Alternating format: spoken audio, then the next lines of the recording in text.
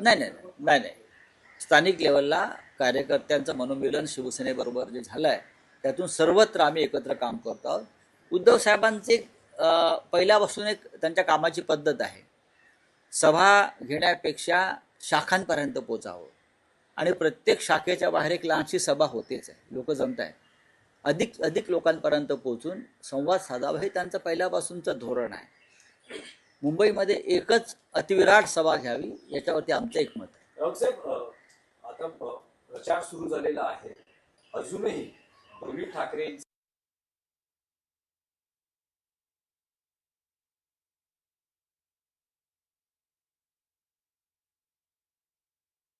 मुंबईसह राज्याच्या विकासाचेच प्रश्न हे दोनही ठाकरे बंधूंना विचारले जाणार होणार.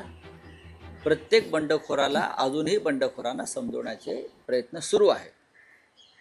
ज्यांनी स्वतःला बंडखोर म्हणून घोषित केलेलं आहे ते सर्व शिवसेनेचे कडवट निष्ठावंत कार्यकर्ते आहेत. त्यांच्या डोक्यातला थोडासा कचरा निघून गेला, राग निघून गेला की ते हळूहळू मागे घेतील अशी आम्हाला खात्री आहे. तुम्ही म्हणतात की ठाकरे बंधूंच्या युतीमुळे कार्यकर्त्यांमध्येही खाली मनोमिलन झालं आहे, पण तुम्ही म्हणाल हा तुमच्या पक्षाचा विषय नाही, पण मनसे त्याचे पडसाद उमटू लागलेले आहेत. त्यांचे एक माजी नगरसेवक संतोष धुरी हे काल भाजपत मुख्यमंत्र्यांना भेटले आणि त्यांचा आज भाजप प्रवेश होतो आहे. मनसे अंतर्गत नाराजी आहे या सगळ्या हे सगळ्यात पक्षात झालेलं आहे. काय फक्त महाराष्ट्र नवनिर्माण सेनेत झालंय का? तर नाही. तुम्ही निष्ठावंत वगैरे कालपर्यंत मिरवत होतात, पण तुम्हाला उमेदवारी मिळाली नाही म्हणून तुम्ही पक्षांतर करतायत. आणि पक्षांतर कुठे करताय की जे मुंबई आणि महाराष्ट्राचे शत्रू आहेत, दुश्मन आहेत असं घोषित केलं आहे मराठी जनतेने.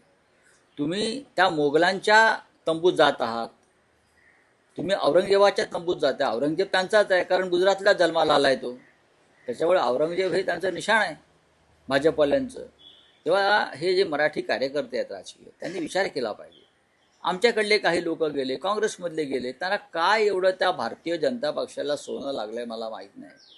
किती जणांना पैसे देणार ते आहे. भ्रष्टाचाराचा पैसा तुमच्यापर्यंत पोचेल, पण तुमच्या पुढल्या पिढ्या त्याच्यामुळे सुखी होणार नाहीत, लक्षात घ्या. जर महाराष्ट्र सुखी राहिला तर तुमच्या पुढल्या पिढ्या सुखी राहतील. संतोष धुरी बोलत असताना